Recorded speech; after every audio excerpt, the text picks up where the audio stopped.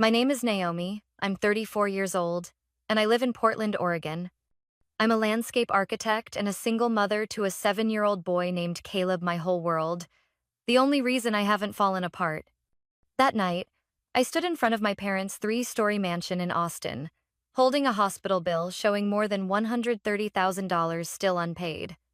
Behind me, the ambulance engine was still running, ready to take Caleb away if we could pay for the emergency heart surgery. I knocked on the door, my hand trembling not from the cold, but from the last bit of hope I had left. The door opened. My mother was dressed in an expensive silk gown, a pearl bracelet on her wrist. Inside, soft music played, and elegant laughter echoed from the party. She looked at me for a second, then said coldly, "Naomi, we're hosting a senator tonight. You can't show up like this." The door closed, and I was still standing there, with a tear-stained piece of paper in my hand. 48 hours earlier, my Caleb had collapsed while drawing. The doctor said if he didn't have surgery within 10 days, he might not make it. Have you ever stood at the front door of your own childhood home, knocking like a beggar, just to plead with the people who gave you life to save the life of your child? If your own family has ever turned their back on you in your darkest moment, leave a comment under this video. Hit like so I know you're out there listening. And don't forget to subscribe to this channel, so I can finish telling the story they never thought I'd have the courage to tell. I was born in San Antonio, Texas, into a family where every framed photo on the wall had been carefully retouched before printing. My father, Richard, founded the organic grocery chain Southern Greens, a name often featured in local newspapers, with headlines like Texas's Model Family or Philanthropic Entrepreneur of the Year. My mother, Evelyn, a former state pageant winner from 1984, is now the honorary chair of 4 charities, always appearing in photos with a flawless smile and collars tailored perfectly to Southern high society standards. But what no one mentioned was that once the lights went off, the people in those photos were so cold I sometimes thought I'd been adopted. I was the firstborn, but never the center. Ever since my younger brother Brandon came along, every eye in the house turned toward him. Brandon had our mother's eyes, our father's charming smile, and most of all, he knew how to make people feel small just by standing near him. And me? I was described as a bit rough, talked more than necessary, and was told I should learn to keep quiet if I ever wanted to marry rich. When I was 14, I built a model park for a science project, gluing every plastic tree myself and cutting the tiny walkways by hand. I brought it home, proud. My dad glanced at it and asked, "Don't you think law school would be a better idea?" Brandon. Once he wrote a short essay about wanting to be an astronaut. It was barely 3 paragraphs long, yet our parents printed it, framed it, and hung it right in the middle of the living room. I got used to being in the background. Not because I wasn't good enough, but because I didn't fit into the perfect family portrait they were trying to build. I got into the University of Oregon, majoring in landscape architecture, a decision my mom called odd, because who makes a living drawing trees? When I earned a partial scholarship, my father said just one thing: "Figure out the rest yourself. We're saving money for Brandon." I left Texas at 18 with 2 suitcases and one goal: to never let anyone silence me again. I've lived in Portland for nearly 15 years now. I built my career from scratch, starting as an unpaid intern, eventually opening a small firm of my own, hiring 2 associates, and landing contracts with community parks, schools, even a few medical centers.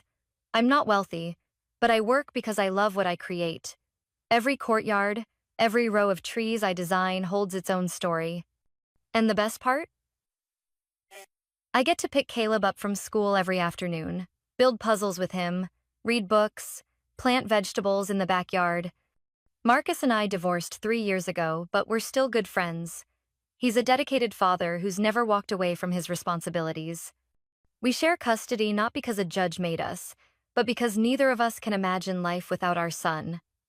Caleb is curious like me, imaginative, but he has Marcus's gentle heart. He keeps a small notebook filled with dream parks he hopes I'll build when I grow up, Mommy. We're not well off. Everything is budgeted carefully, from utility bills to school tuition. But I never felt lacking until the day Caleb collapsed on the floor. When the doctor said, congenital heart defect, my whole body froze. I I had never imagined, never prepared for the moment I could lose my child. I don't blame the insurance system. A clerical error last year, a mistake by an agent I trusted, rendered our policy invalid at the worst possible time. Marcus and I drained every savings account we had, but it wasn't enough. I called every organization, knocked on every door, and when I saw the account balance, I knew there was only one option left. I hadn't returned to my parents' house in nearly 7 years. The last time I walked through that gate was the night they threw a party honoring Brandon as Young Entrepreneur of the Year, even though I had just won a National Design Award for a school park project. I stood in a corner. No one asked what I did, where I lived, they just whispered that I still hadn't remarried. They never once asked what school Caleb went to. Not a single birthday card had ever come. But that night, I stood at their front door, surrounded by party lights and violin music, carrying the fragile hope that maybe this time would be different. My mother looked at me like I was a stain on her white carpet. She didn't ask how Caleb was. She didn't look at the bill in my hand. Her first words were about the guest list. Naomi, we're hosting a senator tonight. You can't just show up uninvited. I wanted to scream that I didn't need an invitation. I'm her daughter, and the child waiting in the ambulance is her grandson. But I said nothing. I stood still, until the door closed. When a stranger hurts you, you can forgive. But when the person who pushes you away once held your hand as you learned to walk, that kind of cold is unlike anything else in this world. I turned around without crying. Not because I was strong, but because I didn't have the strength to cry anymore. What I'm about to tell you next isn't just a story about a broken family. It's a story about people I never called family who ended up saving my son's life. While those who share my blood nearly pushed us over the edge, I thought I had lost everything. But somehow, from the ashes of that night, I finally found the place I truly belonged. That morning, Portland's sky was darker than usual. The clouds hung low like they were pressing down on the rooftops. I was sitting at the kitchen table, reviewing a courtyard design for an elementary school in East Portland. Caleb was beside me, lost in his own world, coloring a tree castle in the middle of a grassland. I think we should plant sunflowers here, Caleb said, pointing to a corner of the page. Because sunflowers always face the sun, like how I always look at you. I froze for a moment, my heart softening. That's how my son is always finding a way to melt the weight off my chest. I reached out to ruffle his hair, about to say something when his little hand slipped off the paper. His body tilted to one side. I thought he was joking, but then his head fell forward onto the table. Caleb? No response. I jumped up, scooped him into my arms. His body was limp, skin growing cold fast. I shook him gently. Caleb, look at me, baby. Still nothing. Within seconds, I called for an ambulance. Marcus was on his way to pick Caleb up. I called him in a panic. His voice trembled on the line. I'm coming right now. The ride to the hospital felt like it lasted a century. I sat beside Caleb, cradling his head and whispering, "It's okay, sweetheart. You'll be fine." But inside, I was in turmoil. I had never seen him like that before. In the emergency room, they took Caleb in right away. I was told to wait outside. Marcus arrived in less than 10 minutes, his face pale. Neither of us said a word, we just held each other's hands in the cold hallway. Nearly 3 hours later, the lead doctor, a graying man named Dr. Patel, walked out holding a file, his expression grim. I jumped to my feet. "Doctor, how is my son?" He nodded politely, then spoke slowly. "We've run all the necessary tests. The CT scans revealed a congenital heart defect, a rare kind. It's partially obstructing blood flow in the left side of the heart, and its location is making breathing extremely difficult, especially during physical activity." Marcus placed a hand on my shoulder. I tried to stay calm. "So, what's the treatment plan?" The doctor paused, then said, "Surgery is essential. Within 10 days. If not, the pressure on the heart will keep increasing. leading to respiratory failure and potential permanent damage. The good news is that he's young and in good health, otherwise his chances of recovery are high. But he hesitated before continuing in a cautious tone. The total cost for the operation and post-op care will be around $132,000. I heard Marcus take a sharp breath beside me. I stood still. The number echoed in my head. $132,000. But I already have private insurance, I stammered. The doctor lowered his head. We've checked. The insurance company has declined coverage. They've flagged a missing section regarding family medical history, an omission from last year's renewal. It seems the agent didn't submit all necessary documents when the contract was renewed. It felt like a bucket of ice water had been dumped over my head. Last year, I had switched providers for a better premium. I still remembered the agent, a young woman, assuring me that everything was done, that all I had to do was sign electronically. I hadn't thought twice. I trusted her too much. There can't be a mistake like that. The doctor was gentle, yet firm.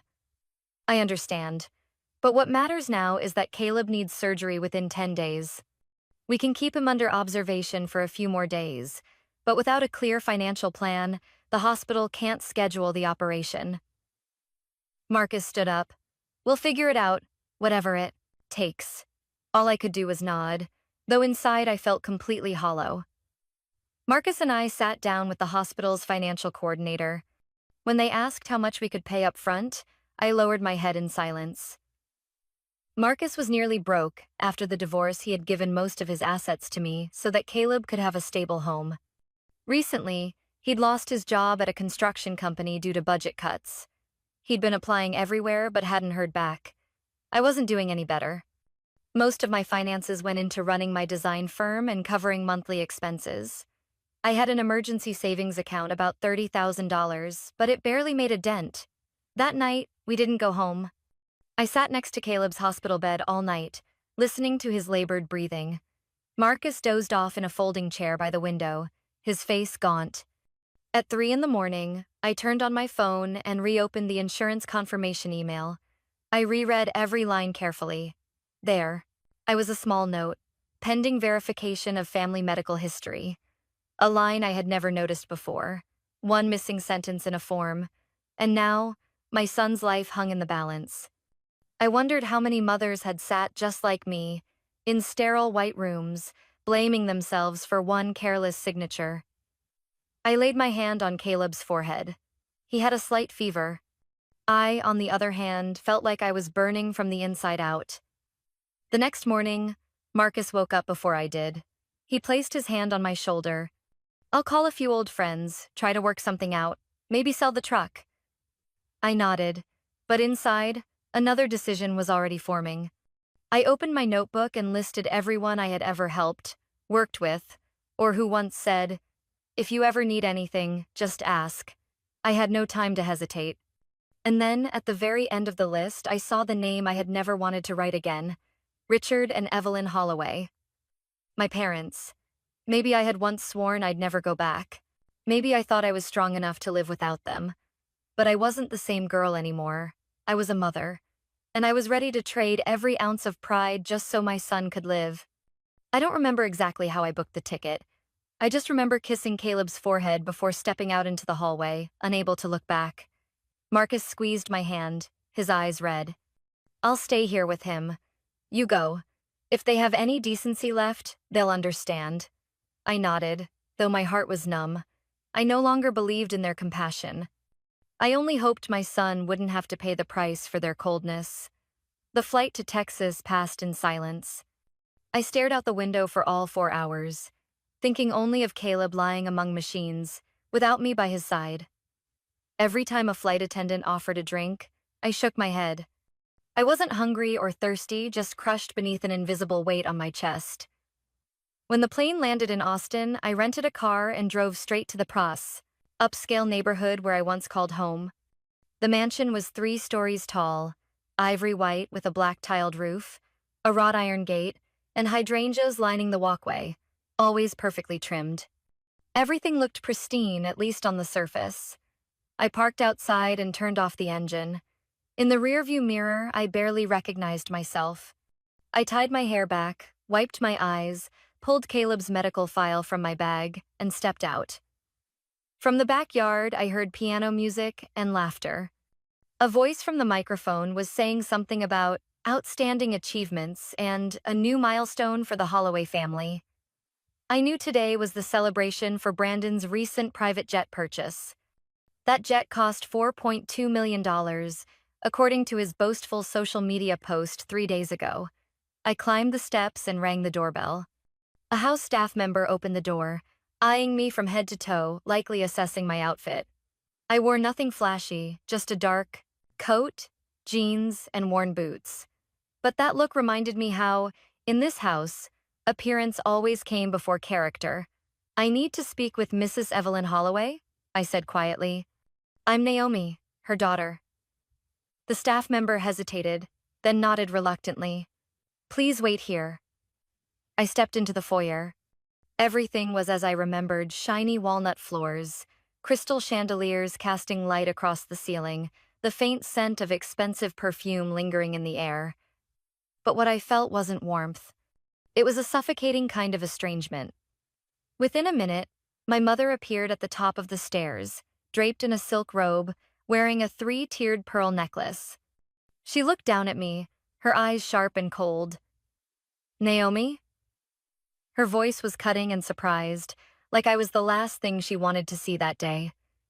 "What brings you here without notice?" I swallowed hard, stepped forward, and held out the file.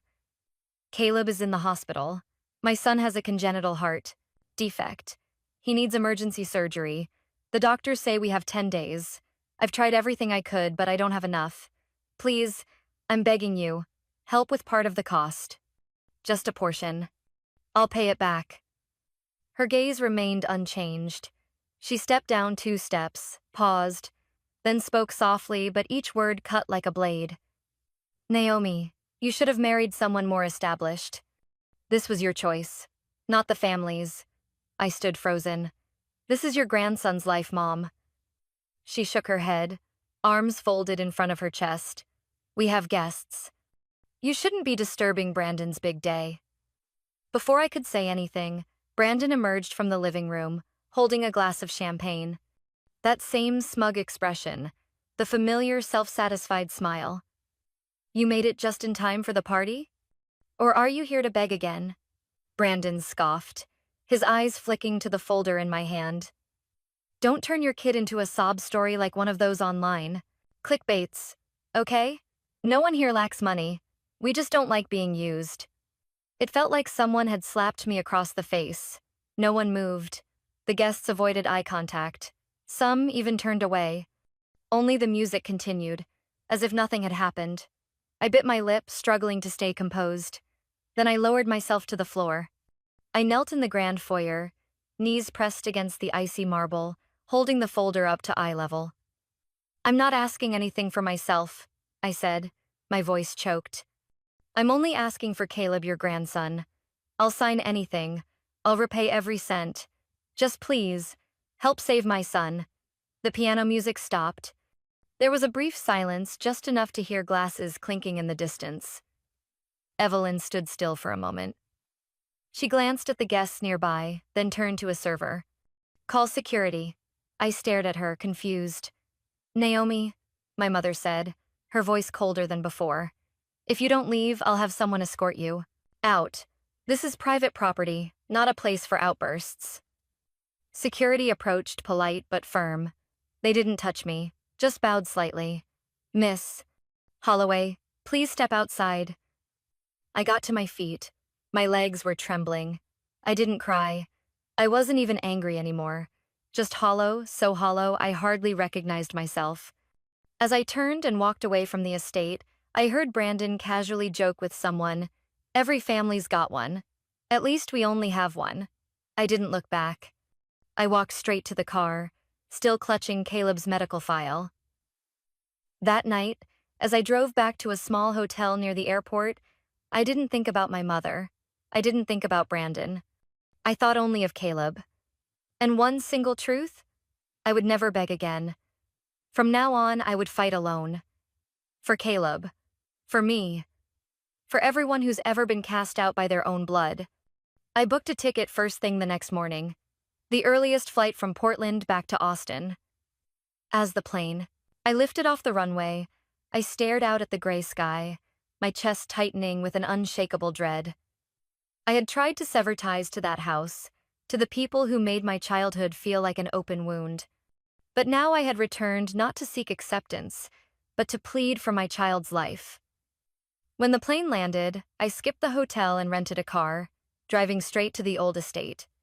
The neighborhood still held its cold elegance. White gravel lined both sides of the road, hedges trimmed so perfectly I could picture my mother summoning the landscaper 3 times if one rose branch was even slightly uneven. The mansion stood there, imposing, as if it were the pinnacle of curated success. But to me, it had never been a home. I parked at the gate, stared through the windshield, palms damp with sweat. I reached into my bag for Caleb's medical folder, clutching it tightly to my chest like a fragile shield. The front door opened just as I stepped onto the porch. A house staff member walked out, scanning me from head to toe with a blank expression. "May I ask who you're looking for?" "I'm Naomi," I replied, voice rough from lack of sleep. "I need to speak with Mrs. Evelyn. I'm her daughter." He hesitated for a second, then nodded politely. "Please, come in." I stepped into the main hall. The chill of the air conditioning grazed my face, sending a shiver down my spine. The scent of my mother's signature perfume still lingered in the air, a scent that always felt foreign to me. Moments later, she appeared at the top of the stairs. Evelyn Holloway, hair perfectly styled, not a crease in her blouse, a string of gleaming pearls on her wrist. Her eyes drifted over me like I was an uninvited stranger. "Naomi?" Her tone was even, devoid of warmth. "What's going on? You didn't call ahead." I took one step forward, unable to meet her gaze. "Caleb has congenital heart disease, Mom. The doctors say he needs surgery within 10 days. I tried everything, but the cost is overwhelming. Can you help us?" I held out the file, my voice cracking. "Even just part of it. I'll pay you back. There's no one else I can ask." She didn't glance at the documents. She merely crossed her arms, tilting her head slightly. "Naomi, I've told you before, life is about choices. You chose to leave this family, chose to raise a child on your own, chose a career with no stability. Now you're in trouble, and you want the family to bail you out?" I stood silently. Not surprised, just stung by the familiarity. Every word dug into old wounds I had tried so hard to bury. I still tried to hold it together. "I'm not asking for me. This is your grandson.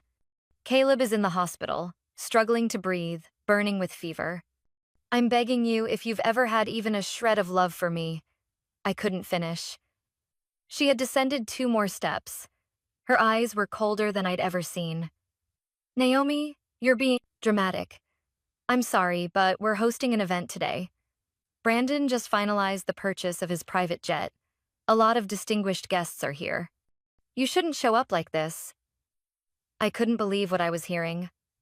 I looked at her, and I saw clearly the emptiness behind those polished eyes. I still didn't give up. "Just look at the file. It's real. Caleb doesn't have much time." Just then, Brandon walked in from the lounge, holding a champagne flute. His suit was navy, his hair slicked back, his smile phony. "Oh, you're here," he said, stretching his words. "Heard Caleb's sick, tragic." His tone dripped with mock sympathy. "But don't use your kid to guilt-trip everyone again. We all make our own beds." I turned to him, too stunned to reply. He went on, indifferent. "Stop using your kid as a charity case, Naomi. It's getting exhausting." My knees buckled, my head spun. I knelt right there in the grand hall, on the freezing marble. I held the folder high, with all the strength I had left. "I don't need dignity. I don't need validation.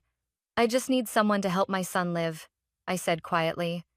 "Look me in the eye and tell me that a child's life is worth less than a party." The room fell silent for a few seconds. Then my mother shook her head and turned to a nearby staffer. "Call security. I heard every word. I stood up, trembling. I couldn't breathe. That mansion had never been mine, and now I knew it would never be Caleb's either. I don't remember how I got out of there. I only remember the sound of each step echoing through the brightly lit hall. When I stepped outside, I didn't look back. Not because I didn't want to, but because I didn't need to. I walked straight to the car, set the folder beside the driver's seat, buckled in, and started the engine. This time, I didn't cry. The pain had already hit rock bottom, and from that place, I knew I had to rise not for myself, but for the child waiting for me to return. Caleb didn't need a prestigious family. He needed a mother who wouldn't fall apart, and I would be that person no matter what. I returned to Portland on a cold, gray morning. The wind from the Willamette River swept through the leafless trees outside the airport like a warning. I barely spoke to Marcus during the drive from the airport to the hospital, gripping Caleb's medical file as if loosening my grip would make everything fall apart. Caleb was still in the intensive care unit, his face pale with exhaustion. I sat beside the bed, took his tiny hand, and whispered, "Mom's home, sweetheart. I'll find a way." Marcus handed me a cup of coffee, his voice hoarse. "Did anyone help?" I just shook my head. He didn't ask again. We were used to silence not because there was nothing left to say, but because we understood each other's despair too well. That night, as I sat alone in the family waiting room, my phone buzzed quietly. A message with no name appeared, only a few lines. "Tomorrow, 9 m, office 303. Come alone." I stared at the screen for a long time. No unknown numbers had messaged me recently. No signature, no explanation. Just a single instruction. In any other circumstance, I might have deleted it right away. But now, I had nothing left to lose. The next morning, I put on a dark coat, tied my hair back, and went to the address in the message. It was a granite office building in the city center. The revolving glass doors led into a wide, marble-floored lobby. A young receptionist directed me to the third floor. Office 303 was a law office, but when I stepped inside, there was no sign, no receptionist, only soft yellow lighting and a woman waiting for me. She wore a light gray shawl, her silver hair tied neatly at the nape of her neck, hands resting on a finely carved wooden cane. I guessed she was in her 70s, but her eyes were sharp and bright behind thin framed glasses. "I'm Doris Green," she said, her voice slow but firm. "Have a seat, Naomi." I paused for a moment. That name wasn't unfamiliar. Doris was Evelyn's biological mother, my grandmother, whom I had never met. My parents had almost never mentioned her. I didn't recall ever seeing a photo of her in our house. To me, she had long vanished quietly from the family tree.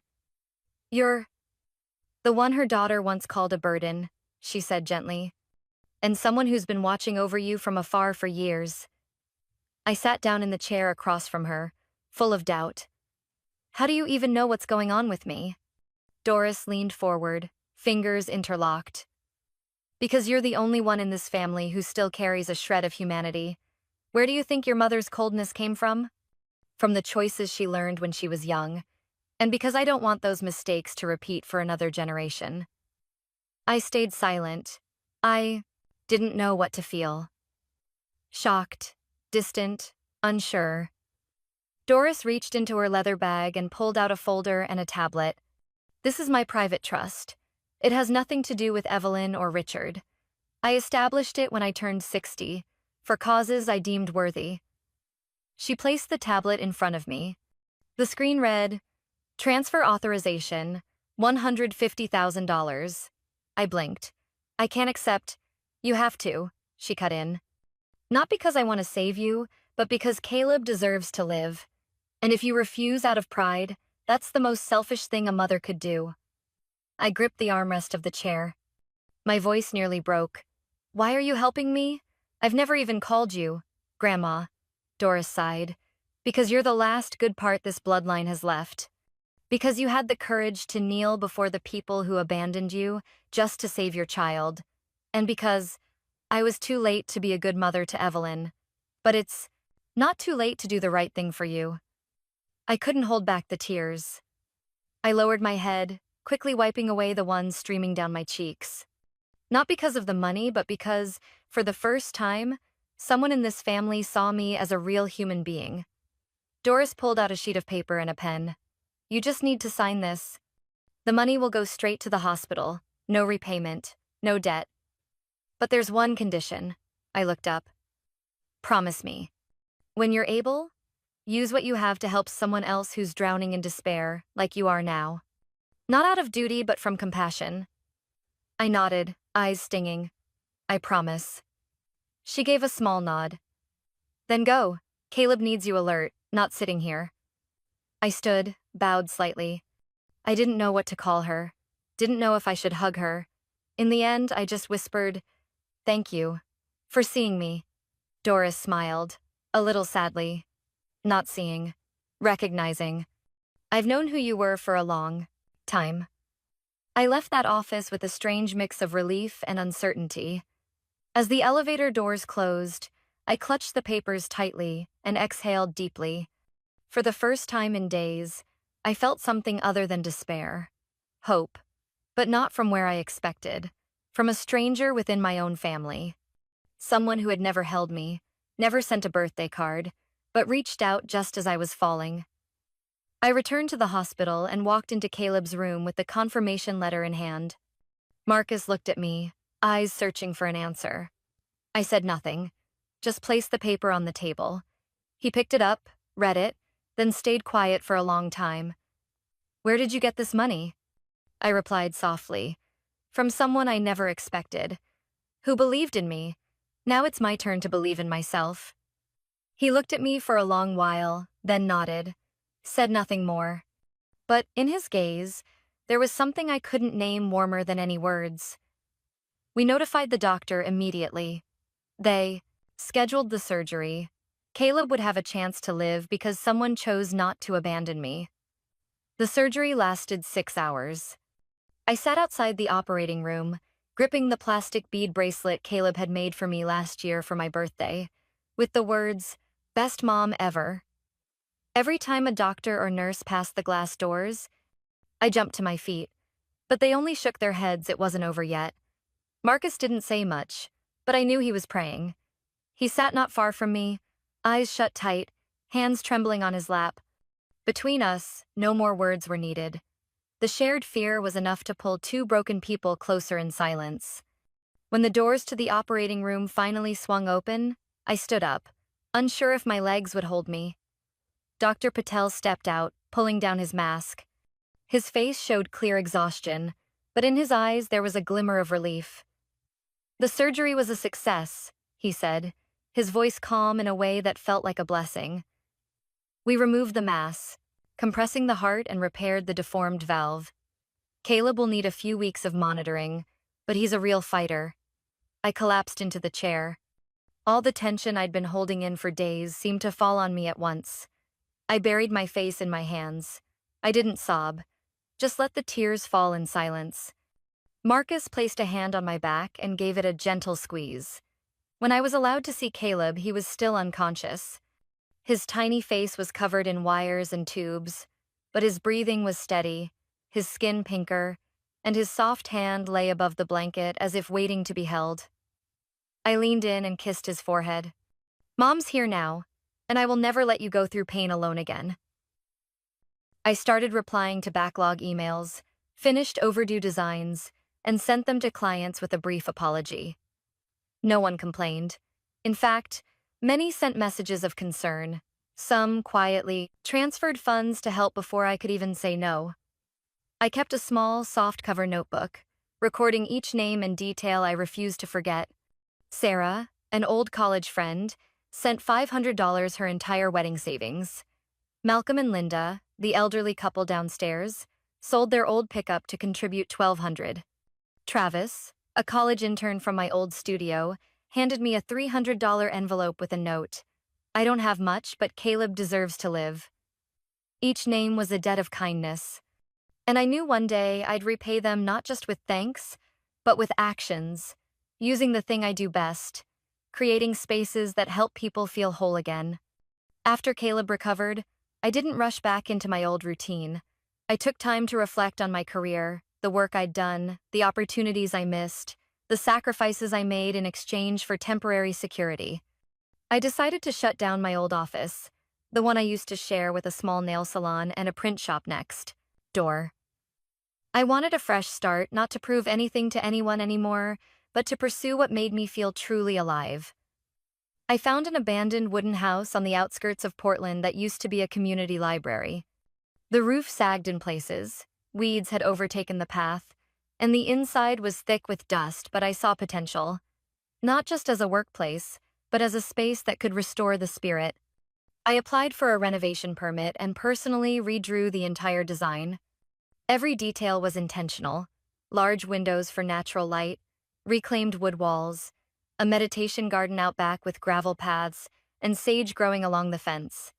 I named the new studio Lawn Healing Spaces, not just a name, but a promise that we would build environments that help people heal, both physically and emotionally.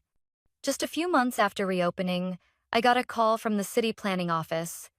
They were bidding out a redesign of Greenleaf Park, the largest urban park in the city, which had fallen into disrepair after decades of neglect. They were seeking a design that centered the community and reconnected people to nature and to themselves. I stayed up many nights working on the proposal.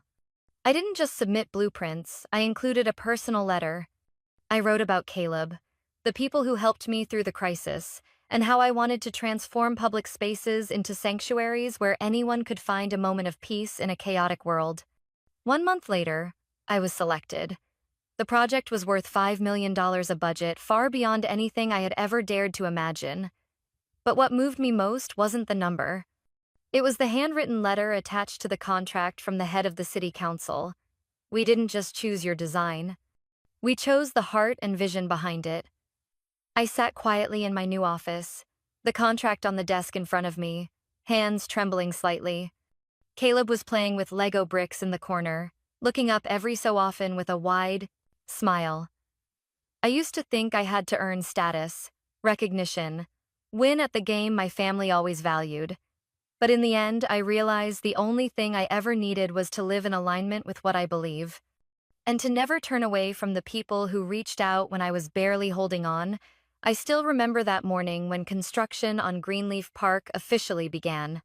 Portland's sky was a crisp blue, filled with energy, the sound of bulldozers, hammers, and conversations among architects and engineers filled the air. I stood in the clearing, blueprints in hand, listening to the first steps of something coming alive. Not just a park, but a dream rising from the rubble. Caleb sat on a temporary wooden bench nearby, reading his favorite comic book. Looking at him healthy, glowing, I could hardly believe that just a few months ago, he had been lying in a hospital bed, breathing as lightly as thread. I didn't want anything more. I thought the storm had passed, and what lay ahead was just the road opening wide in front of me. But everything changed after just one afternoon. That day, I returned to the studio after a city council meeting and found my inbox flooded. Some people had sent me an article. Others congratulated me. Some asked, "Is this really you in the picture?" I didn't understand until I clicked the link. The article headline read in bold, "A mother left begging, a billionaire family partying." Below it was a photo of me pale, eyes red, kneeling in the grand foyer of the Holloway mansion, holding out Caleb's medical records as a security guard stood nearby, ready to intervene. The image had been taken from surveillance footage and somehow leaked online. The article didn't mention names, but the details: the largest organic grocery chain in Texas, a son who just bought a private jet for $4.2 million, and a mother who left home at 18, now an architect in Portland, were enough for anyone to piece it together. I don't know who leaked the footage. Maybe a server who witnessed it, maybe a disgruntled guard. But one thing was certain: the truth was no longer buried. Within 3 days, the hashtag numbered Justice for Caleb swept across social media. Posts telling my story appeared on Reddit, Twitter, Facebook. A single mom in Atlanta posted an emotional reaction video on TikTok that racked up over 2 million views. People began digging into the public image of my family. Articles once praising Evelyn and Richard Holloway as model figures of America's elite were dissected. A YouTube investigative channel posted a breakdown of their wealth accumulation, paired with the cold behavior shown in the leaked footage. Brandon felt the fallout first. A tech investment firm that had just announced a strategic partnership with him publicly canceled the deal, citing a values mismatch. His LinkedIn page disabled comments after hundreds of people left broken heart emojis and lines. Like, "This is the guy who laughed while his sister begged to save her child." Southern Greens, their grocery chain, long proud of its community health mission, faced massive backlash. Suppliers began reconsidering contracts. Customers posted videos canceling memberships, dumping products in trash bins, calling it an anti-hypocrisy protest. I was invited to morning shows, talk panels, podcasts. Women's magazines reached out for in-depth features. I declined most. I didn't want to turn Caleb's pain into PR, but I knew some truths need to be told. Not to shame anyone, but to let those who've been hurt see themselves in the story and know they're not alone. At a community forum on the culture of silence in elite families, I spoke briefly. I didn't name anyone. I just told the story of a mother who once sat in a hospital hallway at 3 a.m., praying someone in her family would answer the phone. I spoke of the quiet heroes, and of a grandmother I never met who chose, even in silence, to stand with me. After that program, I received a brief email from a woman named Laura in Minnesota. "I've been hiding the fact that my own mother disowned me for getting a divorce. But when you said, 'Not everyone who shares your blood is family,' I felt free." I read it, set my phone down, and sat in silence for a long time. Not because I was emotional, but because I understood. No matter what happened, I would never return to being the woman who bowed her head and begged for a place in someone else's picture of what a family should be. A week later, I got an unexpected call from the assistant to the executive director of Southern Greens. Her voice was low and hesitant. "We'd like to invite you to a private discussion with the board." I didn't go. I wasn't looking to reconcile. I wasn't looking to sue. I just had no desire to engage with anyone who had once placed brand value above the life of their own grandchild. I kept working. Greenleaf Park began welcoming its first visitors after Phase 1 was completed. The media picked up the story. Local families sent thank you letters. One elderly woman wrote by hand, "Just sitting on the bench under the red maple makes my heart feel at peace." Caleb sometimes joined me on visits to the site. He would draw trees, flowers, ponds, then ask, "Mom, do you think these places really help people heal like you say?" I hugged him. If they give themselves the chance, then yes. I wasn't chasing justice anymore. I had gained something more precious: freedom. The freedom to live, to love, to build a life not dictated by anyone else's definitions. The truth had come to light, and in the middle of that storm, I didn't feel loss.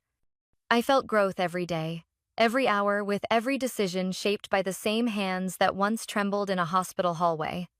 That morning, I was working in my office when the receptionist tapped gently on the glass door. She handed me a plain white card, no sender listed, just one printed line: "Mr. Richard and Mrs. Evelyn Holloway, waiting in the third-floor conference room." I stared at the card for a long while. I couldn't tell whether the tightness in my chest was cold or hollow. Nearly a year had passed since the day I was cast out of the mansion with Caleb's medical file in hand. Not a single message, not a word of concern. And now, they had shown up at my workplace. No appointment, no apology, no business card. Just arrived. I stood and walked slowly to the conference room. As I opened the door, sunlight from the large window behind them backlit their figures, making it hard for me to adjust at first. Richard sat upright, hands clasped on the table, trying to maintain his usual composed expression. But his silver hair had grown in more than I remembered, and deep fatigue marked the corners of his eyes. Evelyn sat beside him, head slightly bowed, wringing her hands in the folds of her beige linen dress. She no longer looked like the woman who once descended the mansion's staircase with pearls and a perfectly practiced smile. She now looked like a mother clinging to her last shred of dignity, even after denying the child seated before her. I didn't offer them a seat they were already sitting. I didn't pour water. We were no longer acquaintances, let alone family. I was told you had something to discuss, I said calmly. Evelyn lifted her eyes, framed by pale makeup. She looked at me for a long moment, then said softly, Naomi, we need to talk. I didn't reply. I simply set my briefcase down, opened it, pulled out a thick document stack, and placed it neatly in front of them. Richard glanced down. The man who once breezed through 100-page contracts with ease now looked visibly shaken. It was the deed to the mansion in Austin, the very place where I had once knelt in desperation. I had repurchased it through a third-party channel for half its market price, thanks to Southern Green's rapid collapse and the unpaid bank loans they couldn't escape. That home belongs to me now, I said evenly. And I know why you're here. Richard remained silent. He drew a deep breath, clearly weighing his words. But Evelyn could no longer hold her composure. Naomi, we're family. I know there were misunderstandings, mistakes, but we can't stay estranged forever. I looked at her directly. You once turned your back on me and your own grandchild. No one in your family objected. I'm simply living by the values you taught me.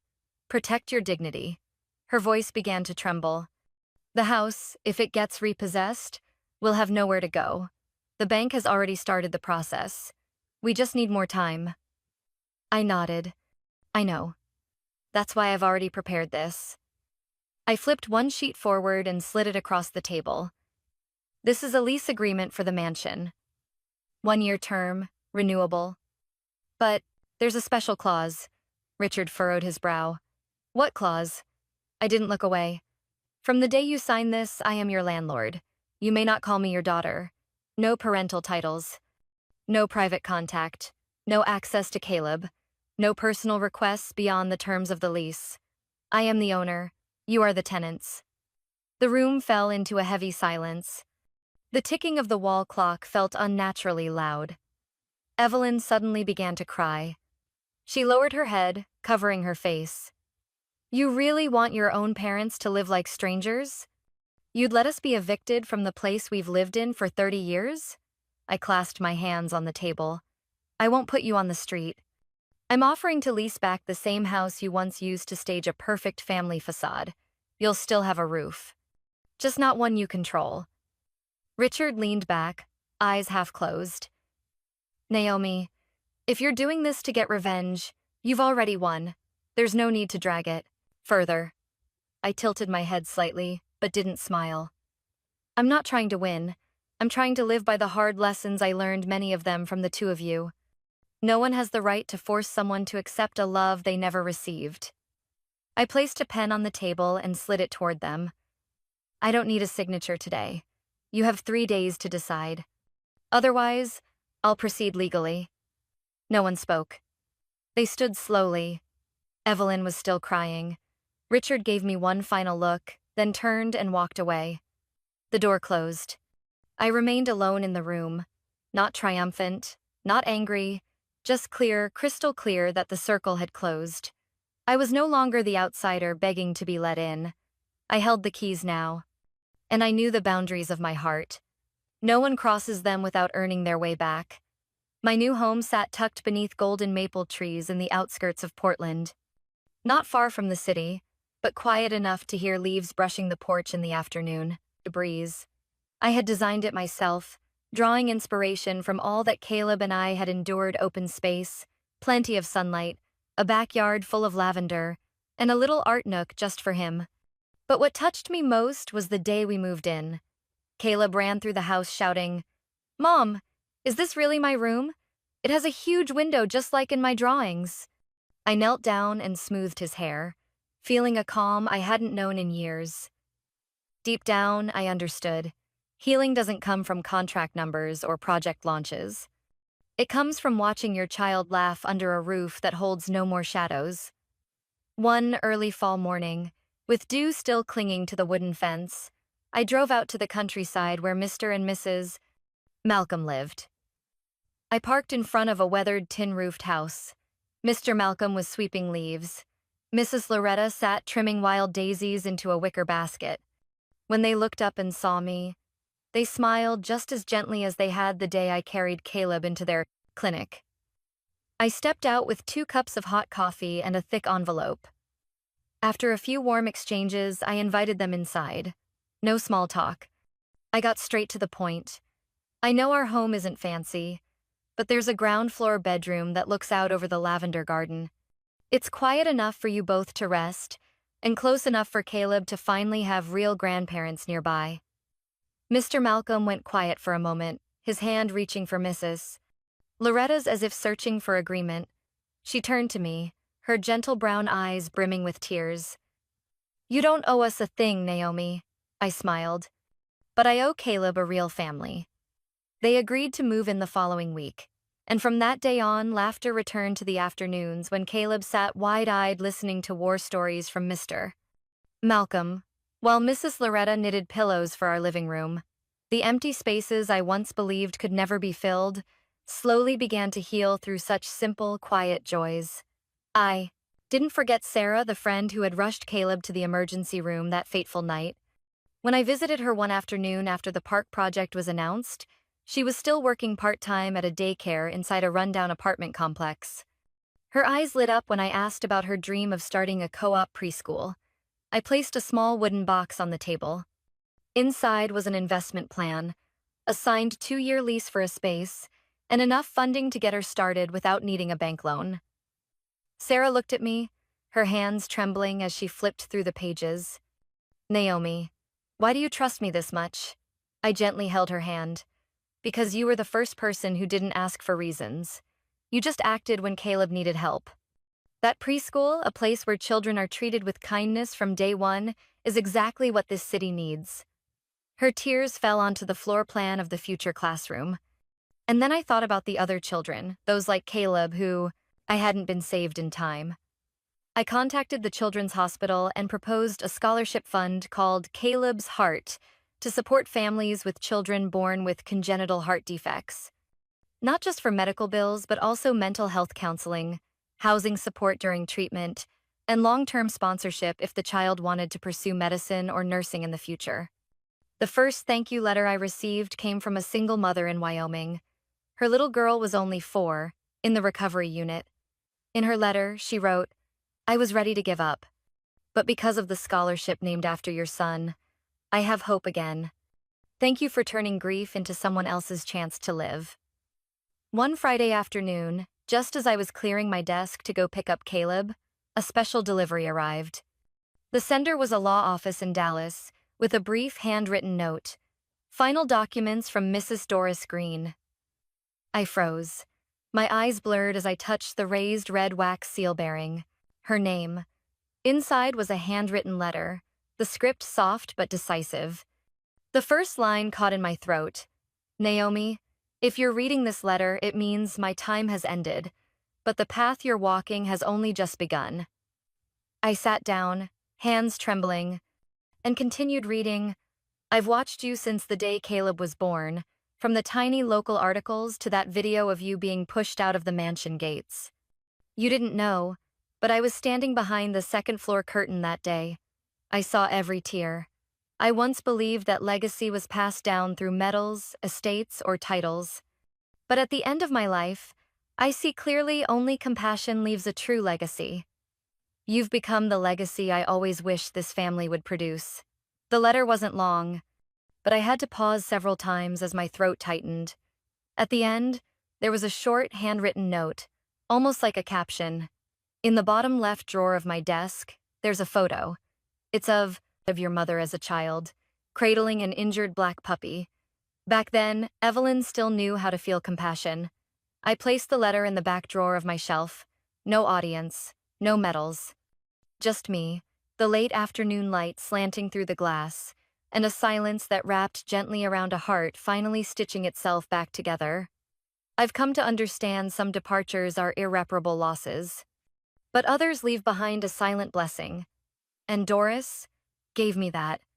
A blessing from the only person in the family who ever truly saw me without needing a title. Late afternoon sunlight streamed through the living room window, dancing across the open pages in Caleb's lap. My son sat cross-legged on the soft rug, chin in his palm, his bright eyes fixed on me. I closed the children's book gently and set it down. "Caleb," I said, my voice steady, like I was about to open a door more meaningful than any fairy tale. "Today, I want to tell you a true story. There are no princesses or dragons, but there are real heroes." Caleb tilted his head, eyes wide with curiosity. I smiled and began, my heart quieting as it always did when I remembered the days we survived. "When you were born, I had nothing. No home, no money, no one willing to stand beside me at the hospital. It was just you and me. Then one day, your heart gave out. It was too weak for the fast, heavy rhythms of the world. I held you and ran to the hospital. But they told me, no insurance, no qualifications, nothing except a child who needed saving." I paused. Caleb sat still, listening. He gently squeezed my hand, and I continued, slowly stitching each memory back into place. But then a friend of mine, Sarah, didn't ask a single question. She just said, "Get him there." Then there was an elderly couple, Mr. and Mrs. Malcolm, who opened their door in the middle of the night and welcomed us like I was their own daughter. And then there was a woman I'd never even met before, Grandma Doris, who stepped in at the right time. She never bragged, never demanded anything. She just saved you with the kind of humanity that the people who shared our blood didn't have. Caleb looked up at me, his voice barely a whisper. "So, they're our family, Mom?" I nodded, wrapping him in my arms. "Family isn't who gave birth to you. It's who stays when you need them most. It's who shares your pain and laughs with you when the pain is gone. That's what real family is." That night, after Caleb had fallen sound asleep, I stood quietly by his window. Outside, the night breeze gently stirred the lavender branches in the yard, their soft scent drifting in like a silent blessing. Doris's final words echoed in my mind. "You've become the legacy I always wished this family could have." The following week, the Rehabilitation Center for Children with Heart Conditions officially opened its doors. It was a project I had nurtured for nearly 2 years, starting with $150,000 from Doris, then gradually expanding thanks to the Caleb's Heart Fund, supported by those who had once received kindness, and even by strangers who simply believed in doing good. The building had been renovated from my family's old estate. The same classic tiled roof, the same white limestone walls, but now, there were no longer slamming gates in my face, no guards pushing me away. Instead, the air was filled with the gentle hum of wheelchair wheels over the stone path, the giggles of children, and the comforting scent of cookies from a kitchen designed to feel like home. On the wooden sign at the gate, bold letters read, "The greenhouse, because love heals better than blood." Below that, in smaller print, "In loving memory of Doris Green." On opening day, I wore the seafoam green dress Caleb picked for me, standing in front of the guest seating area, quietly watching children play in the newly planted garden. Sarah stood beside me, holding a bouquet, her eyes misty. Mr. and Mrs. Malcolm were also there, warmly welcomed by the staff to serve as emotional support advisors for other parents. After a short speech, I stepped up to the podium, microphone in hand, feeling a strange sense of peace in my heart.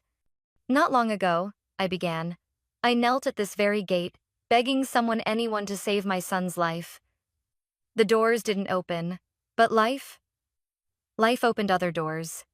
And today, I've returned not for blame, not for justice. I came back to give." Applause followed, but I barely heard it. I stepped down and walked into the crowd. A little girl, maybe 6 years old, ran up and pressed something into my hand, a bracelet made of red thread. "Are you the one who built this house?" she asked, her eyes sparkling. I knelt down and gently brushed her hair back. "No, sweetheart, I just cleared the path. You and the other kids, you're the ones who are building it." That day, Caleb and I walked through the garden behind the center. He ran barefoot across the red brick path, laughter bubbling from him like music. When he stopped in front of a small wooden heart-shaped sculpture, I stepped closer and read the engraving beneath. "To all the children with brave little hearts." Caleb looked up at me. "Mom, Is this our home? I nodded, pulling him into my arms. Yes, baby. And it's a place where kids like you can heal, be loved, and take charge of their own story. There was a time I thought happiness meant reclaiming what had been stolen. But now I understand. Real happiness is when you turn your own wounds into shelter for someone else's pain. And even though, on paper, I am no longer part of that family, I have found a true family in my heart. With Mr. and Mrs. Malcolm, with Sarah, with Doris, with Caleb, and with every child fighting through the hardest chapter of their young life. If you've made it this far, maybe you're like me, once believing that blood was sacred, until your heart was cast out of the place you called home. But through this journey, I've learned something. Family isn't where we're born. It's who holds us when the world turns away. I'm not sharing this story out of bitterness. I'm sharing it because I believe someone out there is quietly bearing wounds inflicted by those they once trusted most. And if my story can help even one person find their voice again, then every moment of pain I lived through was worth it. What about you? What do you think truly defines a family? Who in your life would stay not out of blood obligation, but out of love and decency? I'd love to hear your thoughts in the comments below. Please share your story because it's those stories that keep this one alive. And if stories like this one have touched something deep inside you, don't forget to follow the channel. There are so many more journeys of family, gratitude, betrayal, and healing still waiting to be told. Thank you for walking this path with me. And if there's one thing I hope you carry with you after this story, it's this. Sometimes it's through the cracks that the light finds its way in.